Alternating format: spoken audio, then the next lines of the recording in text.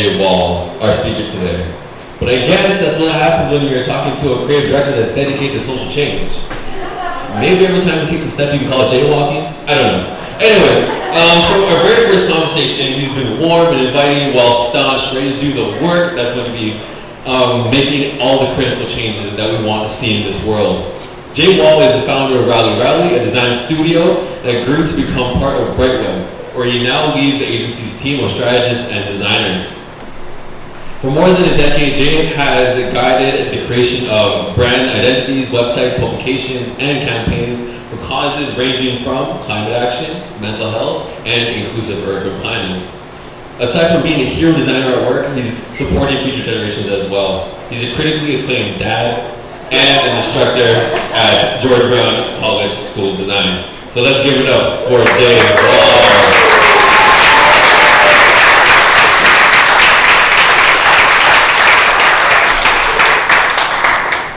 Thanks, JCC, for coming through. The critically acclaimed dad part, I don't know, I'll have to see. Haven't yet gotten reviews from my kids yet.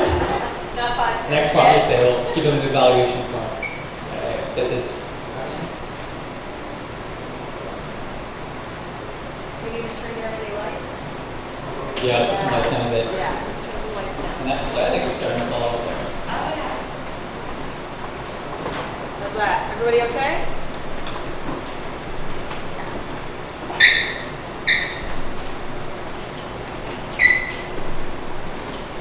All right. So thank you so much to the Creative Mornings team for the invitation and for all the work you do. This is kind of a full circle moment for me. I've been coming to Creative Mornings Toronto for about 10 years. I've been all over the city in different locations, so many great speakers over the years.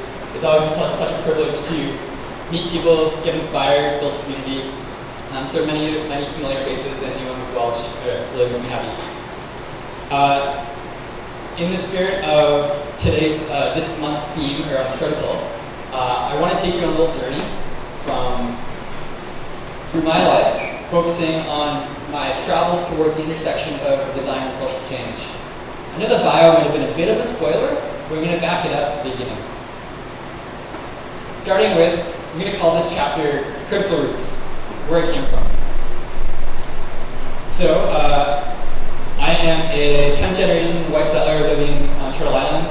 I grew up in Northern Ontario, just outside North Bay, in a small town called Callander. This, your calendar. Actually, I lied, I didn't grow up in Callander. I grew up on this dirt road outside Callander. My point of showing you this is my life is very different from what it is today living in Southern Ontario. Because we live basically on a dirt road with a few neighbors across the road, a farm, lots of forest around me.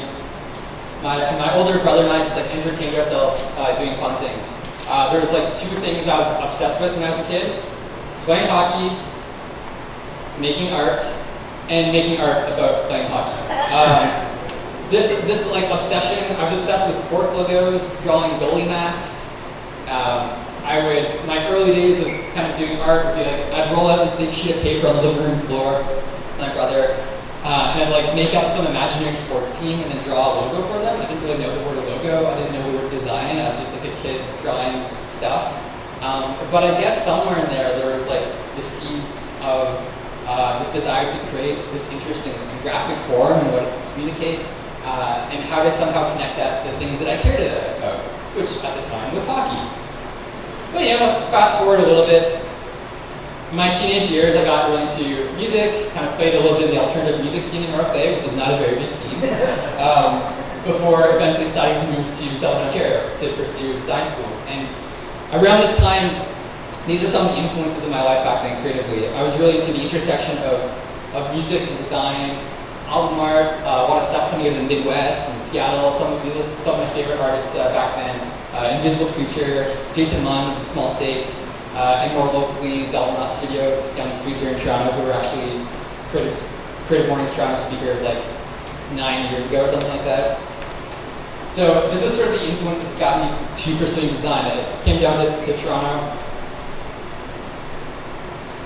And in my time in design school at York and Sheridan, this was really the opening for me, kind of cracking open this world, encountering many people, different people who had different worldviews, who didn't grow up on small gravel roads in Northern Ontario drawing hockey logos, who had very different perspectives.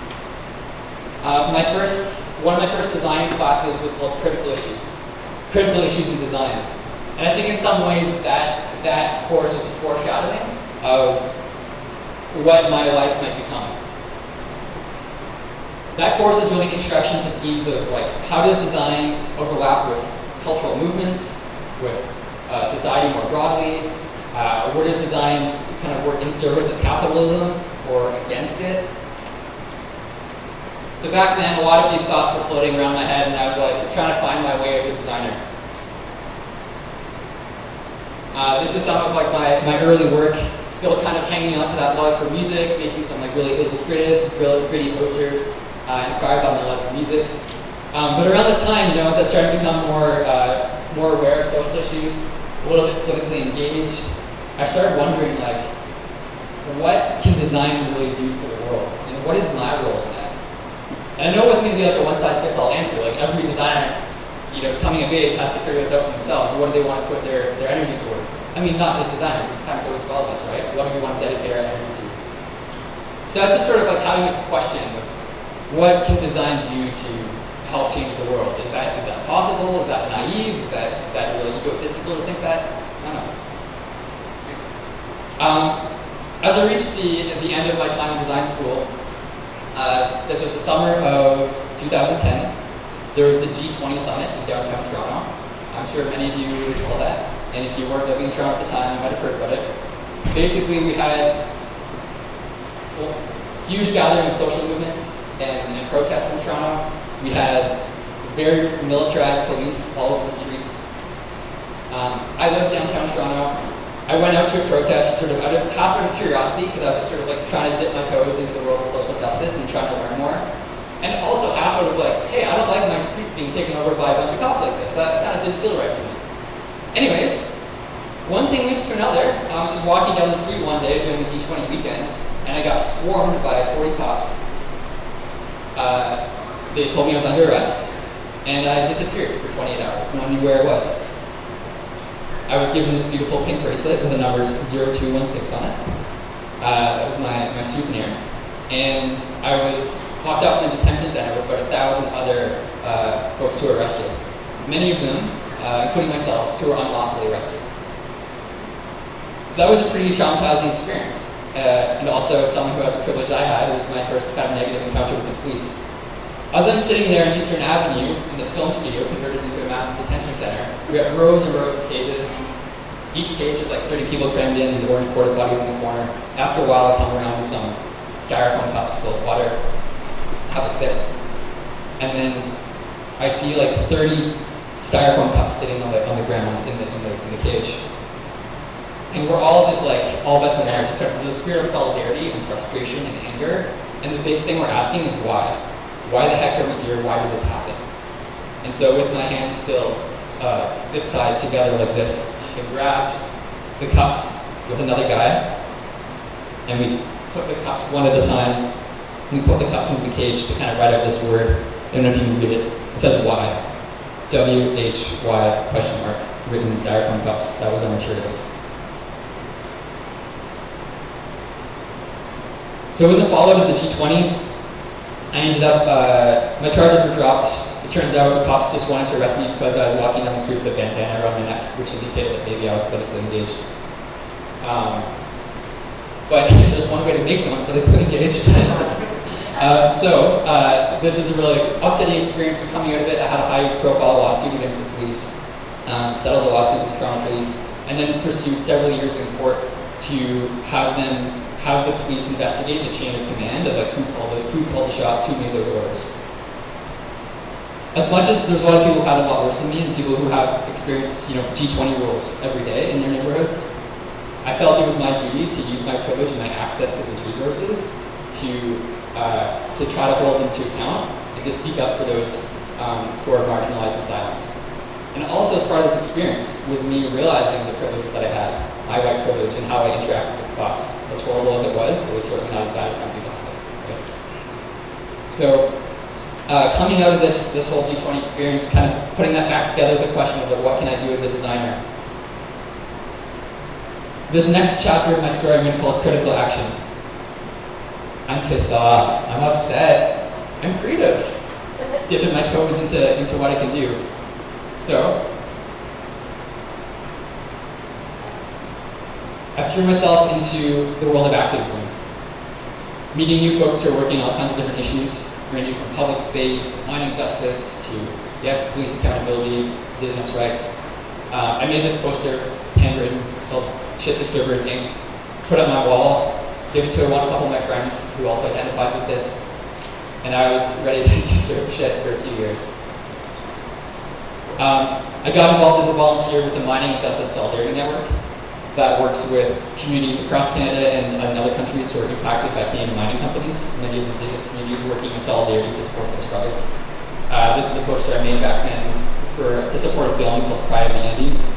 You can see me sort of playing with metaphor a little bit, the idea of like mountains containing gold in a river, but also like the face reaching up and looking up and egging towards the sky with a little bit of water dripping up there.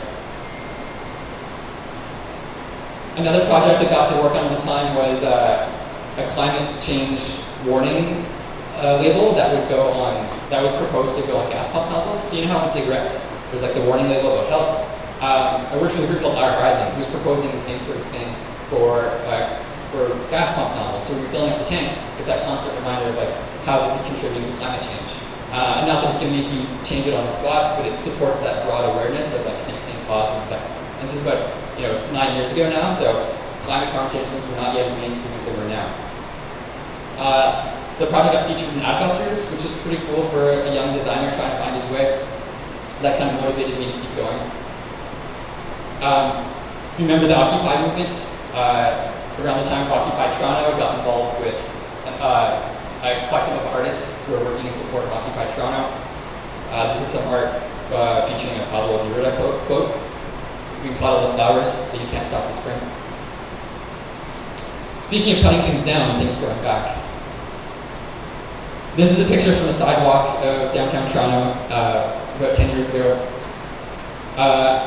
An ad company got permission from the city to install a bunch of these billboards on sidewalks, walking sidewalks, with the guise that they were providing a public good because they had a small map of the neighborhood on the spine. They called them info pillars. They were problematic because they obstructed public space, blocking sidewalks, limiting views of people standing on the edge of the street, and also kind of just to make matters worse, they were cutting down trees on the sidewalk and cutting up bike posts, these beautiful Raymond Post bike parking that we have in Toronto.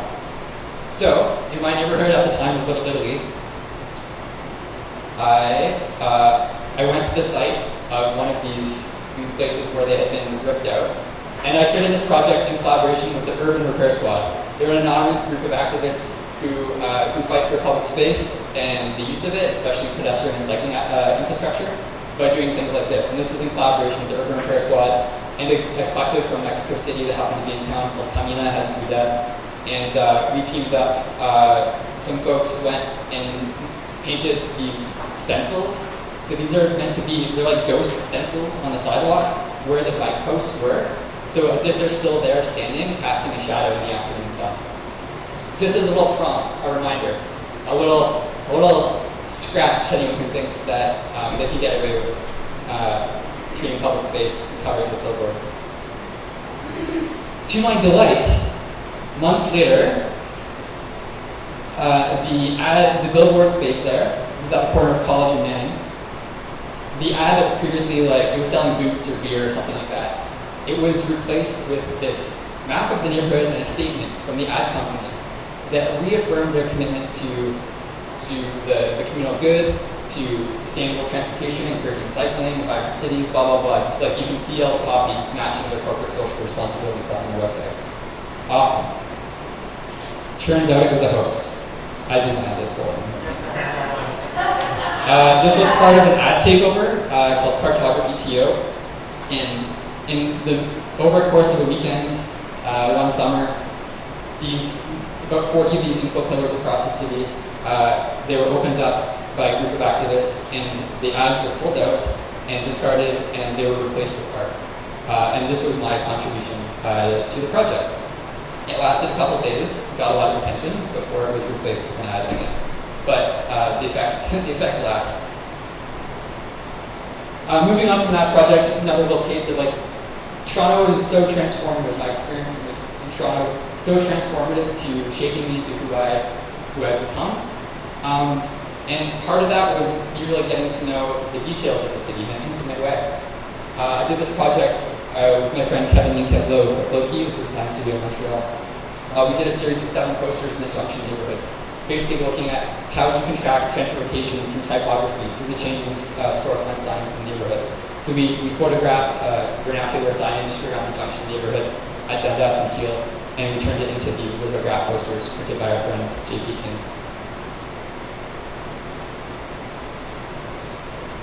Among all this time, I was trying to make stuff, but also it turns out this is really about building community.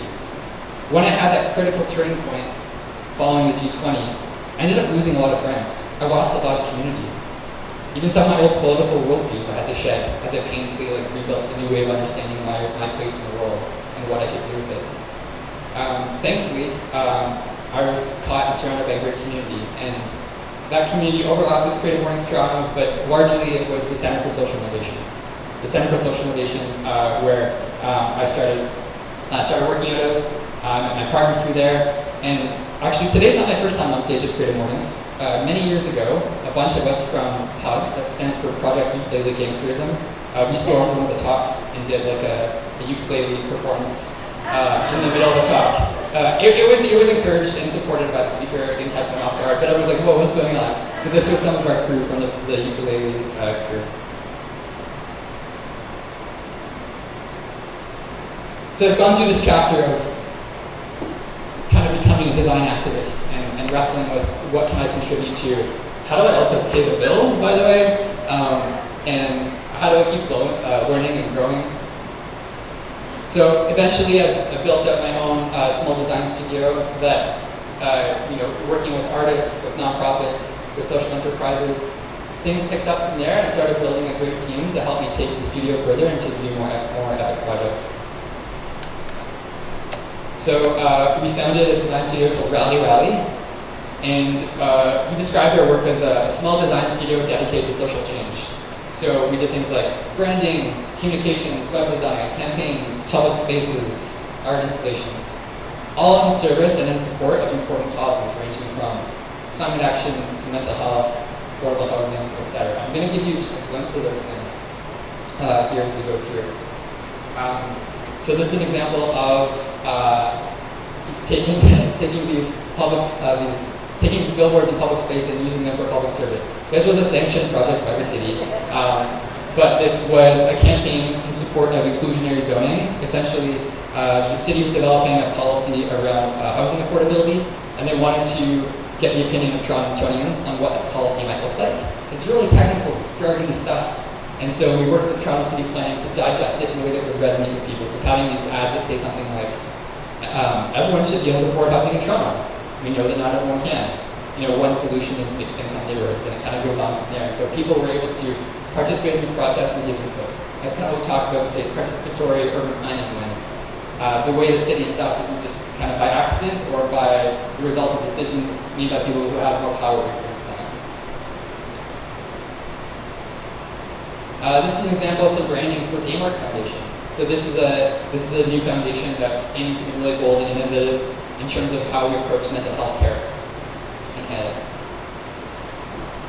For them, they're really inspired by this idea of smart hope. How do we take something that's like driven by data and infuse it with optimism to suggest the direction they're headed as an organization, to help them get credibility and to build partnerships.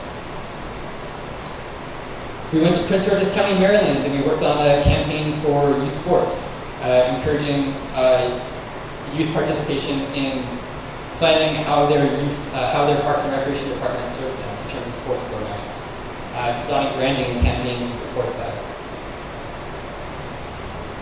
We went to Windsor, Ontario, across the river from Detroit, and we had a campaign around transit planning. So basically saying, hey Windsor, let's shape transit, shape our city. We need to improve the transit system as we grow and evolve to make it better for you. How can we do that? So through all of these projects, there's a common thread here of taking something that is technical, policy-oriented, that has lasting social change, and trying to open that up to a more broad audience in an inclusive way. This is a super fun one from the last year. So I'm part of a professional association called RGD, the Association of Registered Graphic Designers. And every couple of years they have the Social Good Design Awards. The Social Good Design Awards, or So Good for short form, celebrate design that's doing good to advance important causes. And we've been honored to win some awards over the years, and we were really excited when RGD reached out to us and asked if we wanted to be the design partner for this campaign to promote the latest campaign for the So Good Awards. We were kind of, this was about a year into COVID. It had been a very heavy couple of years with really important movements around racial justice, around climate, around COVID. And we're like, you know what we could really use right now? A little bit of joy and levity. So working with our team, we came up with this idea of this character called Sogo. This mascot is this like goofy, naively joyful globe that dances, that cheers you on, that's on your side. We paired that with the word "so good," translated into about 15 different languages, to really emphasize the universality of this message, to also encourage people to apply from other countries, and for also for underrepresented designers to see themselves reflected in this work, and that there's a spot for them at the table. One of the super cool aspects of this project was beyond the promotional campaign itself. There's actually the physical award, and so if you win a social good, for those who won a social good design award this year, they received this physical award, about 7 inches by 3 inches, a slab that you can hold onto, but it's made out of plastic pulled from the ocean, from like old plastic bags, from discarded fishing nets.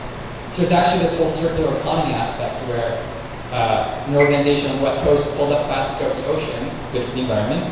An artist got paid to melt that down, thousands of plastic bags into these awards, and then the physical awards go to folks to encourage them in the work that they're doing.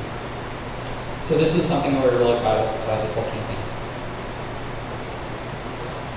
Speaking of proud, I'm really proud of the team that we built over the years. Many different folks have come and worked with us at Rally. Most recently, sharing leadership of the creative team with my dear friends Rodrigo Calderon on the left and Kayla Jacques on the right. And both of these humans have been super influential in myself personally, as well as the direction of our business.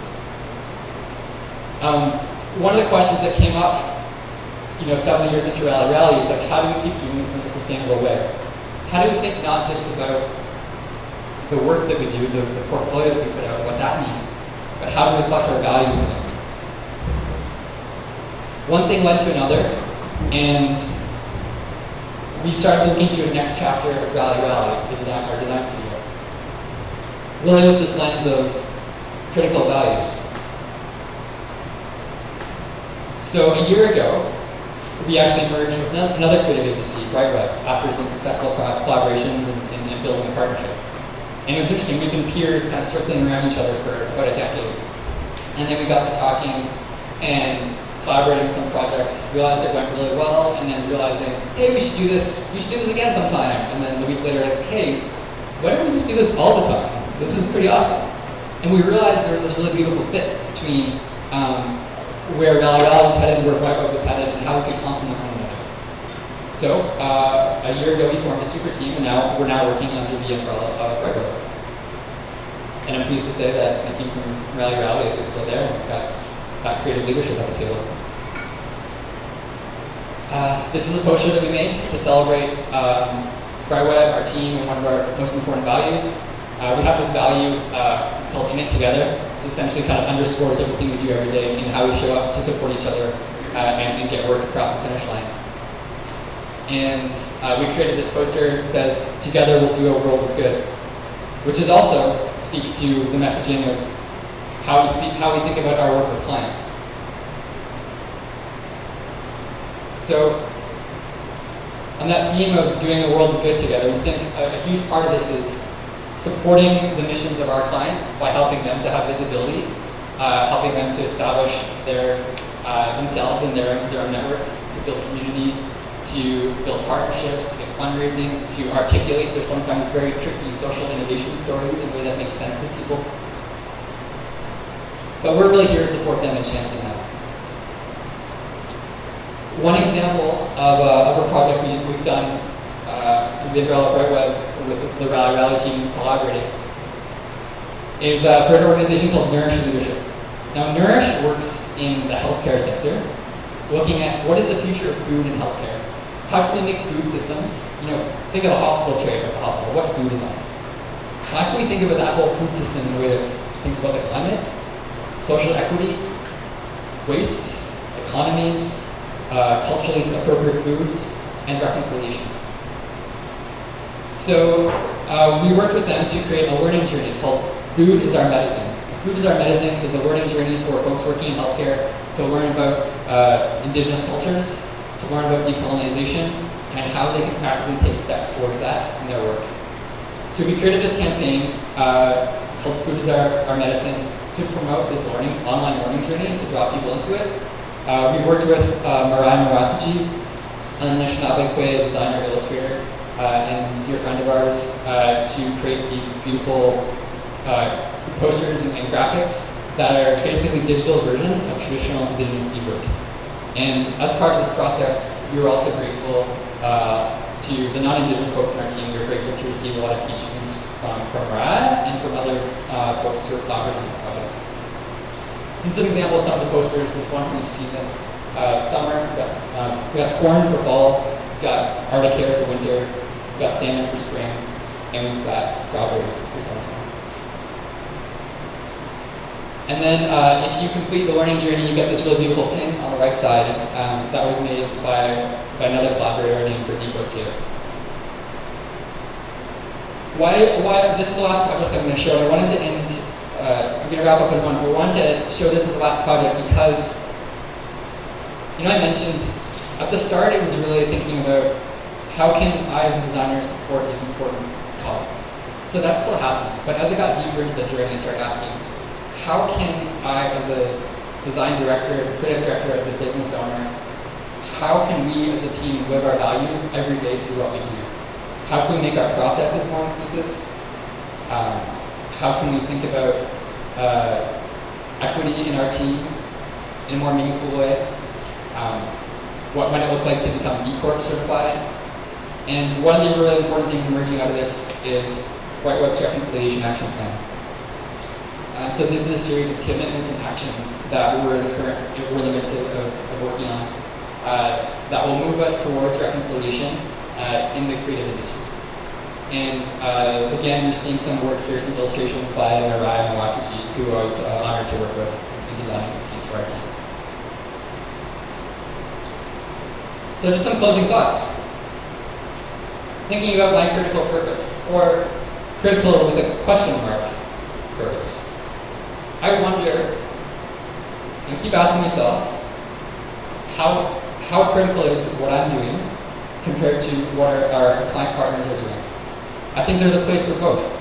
At the end of the day, we deliver pixels. And damn it, they are beautiful pixels. I'm proud of my team for that. But at the end of the day, that's pixels on a screen only goes so far. The work that our clients are doing on the front lines to support communities to advance social change is really key. So we're not there to get in the way of that, and any of our success is because of owes a lot to the labor of social movements, to the thoughtful work of our client partners. We are there to champion them, cheer them on, to boost their energy, to give them more power in advancing their missions. But I think it's really important that we keep critically thinking about our role. Yes, how can we advance change, but also how do we continue to remain humble and critical about what our place in that whole process is. Thank you.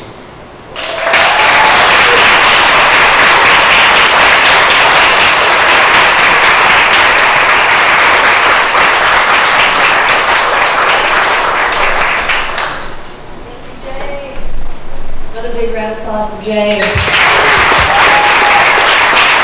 We're going to give Jay a moment to catch his breath and encourage you to turn to a neighbor neighbor or a couple of people that are near you, and based on Jason's performance and Jay's talk, we have like a couple of prompts. What inspired you? What question might be percolating for you? Or what action might you be inspired to take based on what you saw, heard, experienced? So really quick, pair share, next 2 minutes max, so that we can get to some Q&A with Jay. Yeah, grab some coffee as well if you want.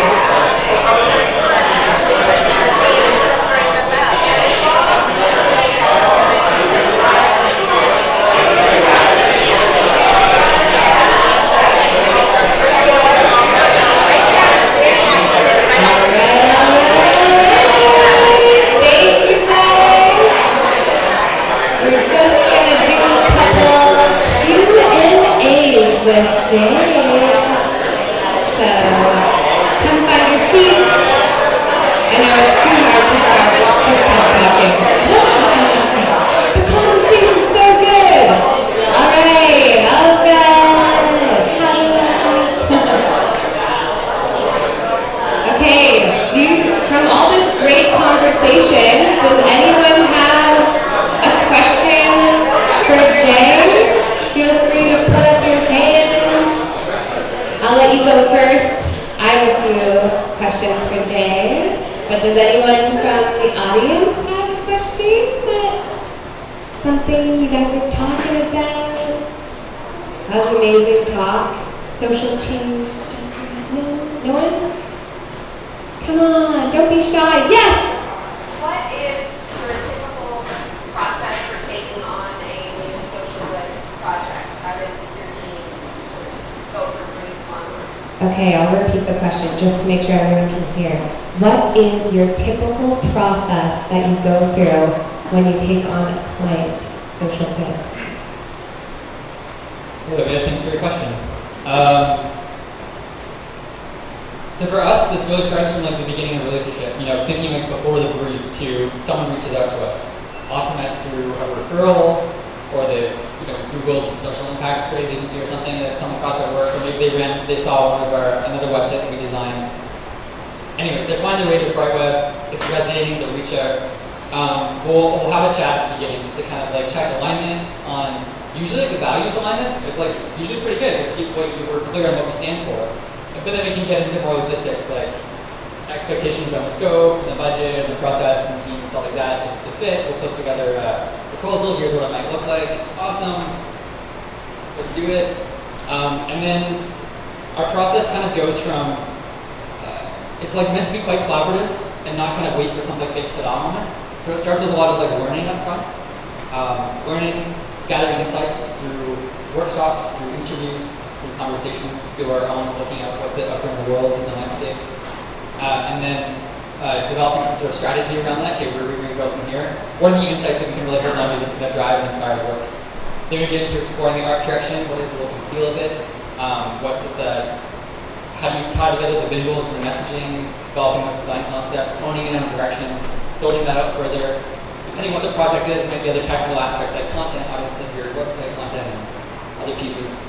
And then as you get to the point of having the creative stuff ready to sign off and getting rounds of feedback back and forth, then often if it's a web project, we get past our development team, and then from there you have rounds of quality assurance and getting the content and all of that. So from start to finish, and then even after launch, that's not necessarily the end. Lots of people stay on with us for ongoing support or other campaigns, or if it's a brand, sometimes we'll help them roll out their new brand.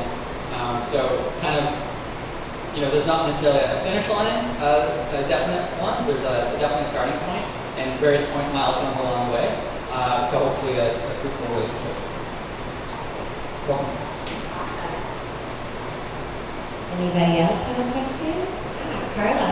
Jay, in terms of that relationship and that partnership, do you stay in touch to get able to better assess the longer-term impact that it's made or the medium to long-term? So Carla's asking, do you stay in touch with that client and make sure that the impact is still aligned? That's a good question. It comes up a lot as sort of like in this world of, supposedly we're helping make things better. Well, are we? How do you measure that, right? So it varies. In some projects, it's more of a qualitative thing, like, oh, we were a new organization, now people know who we are, and I'm also not fumbling over my words anymore. I know what to say and how to explain this important stuff we're doing.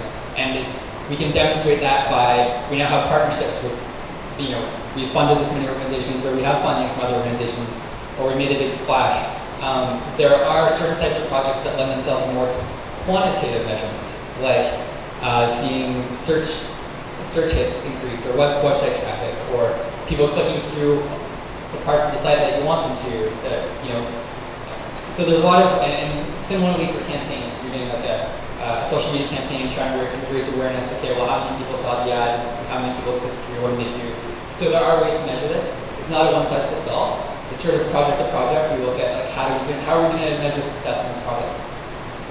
And then there's a piece of like staying in touch. So certainly there's a lot of client partners that we will kind of have an ongoing relationship with, whether it's through just like a formal support agreement of like we're here for you and here's how we're going to work with you, or if it's just more informally, now we're friends, then we're going to keep in touch and maybe come back to us for more work down the road. So there's different ways of approaching it depending on the context.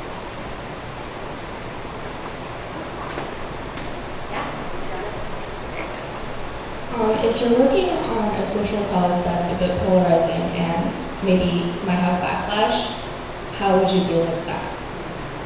Great Oof. By the way, Dory, shout out. Dory's been coming to Creative Mornings for like as long as I have, so it's awesome to see you here. I just had my first sip of coffee of the day 2 minutes ago. So I'm not gonna opt out of your answer, opt out of the question, but it's a tricky one. Surrounding with any project where you're trying to do something bold, there's risks. I don't know if you've done a lot of like campaigns around super polarizing things, but I think in all cases, going back to our process, it's rooted in a lot of listening and making sure that we're kind of reading the room of the client team, but also like reading the room of like what's going on more broadly in society, so that if we put something out there, we can anticipate to some extent, hopefully, how it's going to land. And then, I think there was one campaign that I did 5 years ago that was super successful, but also there was like a few people who were like, oh, I kind of misinterpreted this other way. And then that was a moment to kind of like course correct. Like, okay, what can we learn from that in terms of adapting our process, but also what is there still time and space left to do in this project to kind of tinker with the messaging or the visuals so that we're getting the desired objective. Right, maybe one more question. Oh yeah, one from the back. How do you think, like, just even on the brand side, that if you're doing it for over a decade, I feel like that's changed as just like the world that like screens have gotten smaller, like everything that's changing. How does that change the design of the brand? Ooh, good question. So as things have changed in the world of design and the way that we function with electronics and all that kind of stuff, how do you adapt?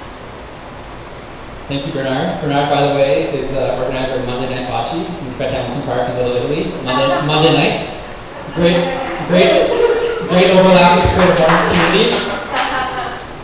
So, man, it has changed so much in the last decade. So when I was kind of coming of age through school, I was like, is anyone doing this? Like, am I the only one thinking about this? And I wasn't. I certainly did not. I don't want anyone to think that I like invented the concept of like design social change or was like a pioneer.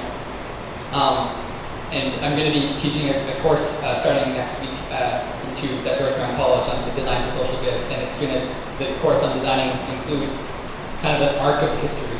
I'm trying to also decolonize the mainstream narrative is like, design for social good was invented by a bunch of like white ad agency designers in the 60s when they created the First Things First manifesto and said, let's not just sell cars, let's also do good stuff, which is valid. And we have built on that, but it's also not the only way of thinking about it. So I'm challenging myself in that perspective. But this is all to say that when I was starting out about a decade ago, there was to my knowledge, a handful of designers here and there, and like a bit more in the States, who are dedicated to this. It has certainly become more mainstream. Every year I meet more and more young designers who are like, I want to do what you're doing. It's not a niche thing anymore. But it also means what I love is the bar is higher. It used to be like, oh, you're doing something good. Wow, that's so nice, good for you, Jay. But now it's like, that's not enough. You also need to have like really great creative work. And I love that organizations are raising that, design studios and creative agencies generally are raising the bar, and there's a lot more of them sprouting up. But at the same time, folks working in the sector it's not enough to just be like, oh, I do this kind of work and here's an example of a project. It's like they want to see great work that is, like if you put aside the social dimension for a minute, even aside from that, it still needs to be creatively powerful. And so that's kind of like what we're trying to hold ourselves to as a bar, and I think that is the biggest shift that's happened. Another shift is that a lot of these conversations that were on the fringes or perceived to be on the fringes, now a lot of us are paying attention to it, right? It's not like Black Lives Didn't Matter 2 years ago, or 2 years ago, and that movement, it's not like that was a new movement, but that's an example of like, there's now a groundswelling around it that is undeniable. And so there's a certain cultural momentum that we're able to tap into from project to project. I just gave that example, but the same goes for lots of other causes. At the same time, shit keeps happening in the world, and like, there's always new things new challenges to keep facing. So we got to just, keep growing and learning and hopefully do better as a sector, as a community. Wow, that's such a beautiful way to end. We all have to keep growing and keep our critical thoughts about us. It's critical. It's critical. Awesome. Thank you so much, Jay. Again, thank you.